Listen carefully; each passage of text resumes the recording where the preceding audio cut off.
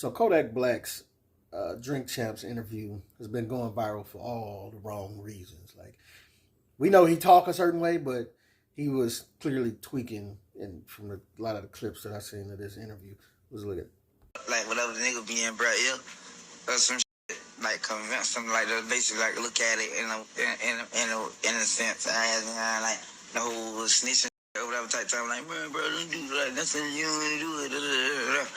Like them motherfuckers, like they. So that was just one small clip of many where he looked off and couldn't put a sentence together for real, like, you know. But this is what Ray J had to say about it. Yo, somebody need to go grab bro and make sure he good. This ain't the interview, Nori. We got to help this dude. I took him to Trump House and he did the most. They were not happy with the experience because he had no guidance and respect. Yo, Wack 100, let's figure out how we can help this guy instead of watching him self-destruct. Now, this is what Wack 100 had to say in response. Ain't nothing wrong with Kodak Black. Either you understand him or you don't. Man was focused and being himself.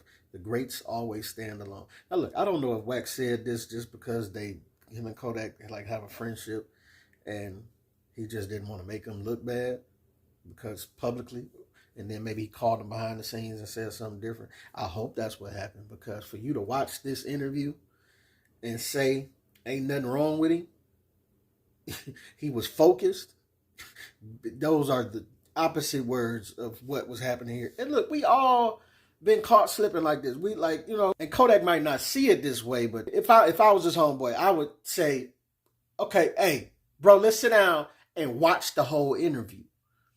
But let's watch it sober. And then you tell me if you feel good about the interview. I will start there. Because I would say most of us have all had like a drunken night where you thought you had a great time, and then somebody showed you that video of you having a great time. You're like, oh, I did that? Oh my God. Let's get this straight. The show is called Drink Champs. We done seen Nori crash out on his own show, getting too inebriated. So let's not look at Kodak and get so down on him that we forget our vices. Because Kodak's not a drinker, but he was clearly on something. I think he had a sip of champagne, as he say. But he was on something else. But you can't be a drunk and then be overly judgmental when you see Kodak Black tweaking on what he tweaking on. Because think about times where you have been extra out of your mind off them drinks. Or whatever your vice is. We all have vices. They're different things, different strokes for different folks. I mean, like, it's people who don't touch drinks or drugs, but they might not be able to stop eating them. Everybody have something, you know what I'm saying? But I will say this, for all of us who have vices, let's not look at each other and say, oh, they was good, they was focused. No, maybe you don't have to say that on, you know, on social media, but behind the scenes, if that's your man's, give your mans a call. Or if you have any type of love for them, they ain't got to be your homie from back in grade school and all that. If you got some love for them, give them a call, though. You know what I'm saying?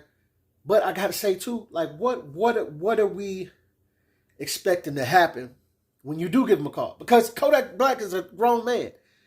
And as much as you might want to get them help, if they don't want to help themselves, what are you supposed to do with that? You can't do nothing. You know, you can't help somebody if they're not ready to come out of that. Best I can say is don't egg it on. Like, you know, if somebody's trying to eat right, like, don't be the person when they trying to eat right that show up with McDonald's, right? Egging it on. But if you show up bringing them salads and kale and stuff, and every time you show up to their house, they got a burger in their hands, what I'm hiding my burger for? I might as well get my McDonald's out the car then. We eat together, you know? But you know what? The disappointing clip that I seen about this, that Kodak shared, that Drink Champs clipped out of this interview, is them talking about the song he did, Super Gremlin. And it's talking about him taking fake pictures. I'm going to let him describe it in his eloquent words. So let's talk about Super Gremlin. Yeah. What made you name it that, and what made you make that record? I ain't gonna lie, I was in the studio and I was just going off, right? And then like the first bar that came to my mind, like when it came to that part, then I knew Perk fake, but I still ate it because I'm criminal. I really ain't want to say that, you know what I'm saying? But it's just like that was the first thing that came to mind. You didn't want to say gremlin? I ain't want to say I knew the Perk was fake, but I still ate it because I'm criminal. But that shit was just hard as shit, though. I just knew that what that was gonna do. You know what I'm saying? But I ain't want to say that.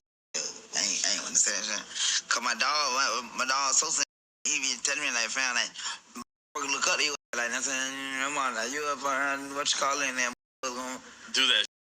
the chance to like get even like performing and shit. Like I start the mic and basically on the shit, man, fam, like I ain't on that bullshit. Like, please don't take that, yeah. Try to like do no shit like that. So imagine that. And he says he didn't even want to say it. So why'd you say it then? And put it on the record for all these youngins to consume. Fake Percocet, I don't know if you was able to understand him, what he was saying. Fake Percocets and fake pills and this, that, and other. The dangers of it, a lot of them have fentanyl in them. I Googled this. This was like the first article that popped up. And we understand how many people have been dying from fentanyl overdoses and this, that, and the other because of stuff like this. But yet, it was a hard line. So he was like, I'm going to just go with it. And you have a good friend that's like, why would you put that in a song, man? So many young kids look up to you. And then he talking about when I get a chance, when I be performing it, I be like, hey, man, I ain't on that. Like, don't do that. What? When you get a chance, do you think about how many people, how many young people or old people, whoever listening to you under your voice, do you think about how many people that you didn't get a chance to catch before they overdosed? And that's where I think Nori and the Drink Champs is failing at stuff like this. Listen, I get that y'all trying to conduct an interview, and it's a difficult thing to navigate with him being in this state that he is.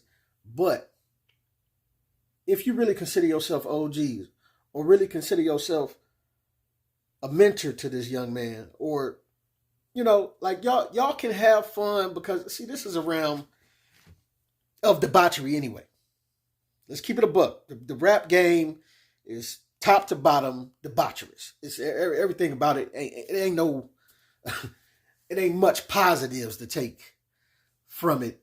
Besides, I mean, these people are making money, but at the detriment of other people, as you can understand with him talking about taking fake perks and all this stuff. But if you consider yourself some type of kinship to this man, but that just lets you know people don't care about you for real. Because if they did, they might not even show this interview. They might have been like, hey, you know what, if you're going to be in town for another day, let's shoot this one again. You know what I'm saying?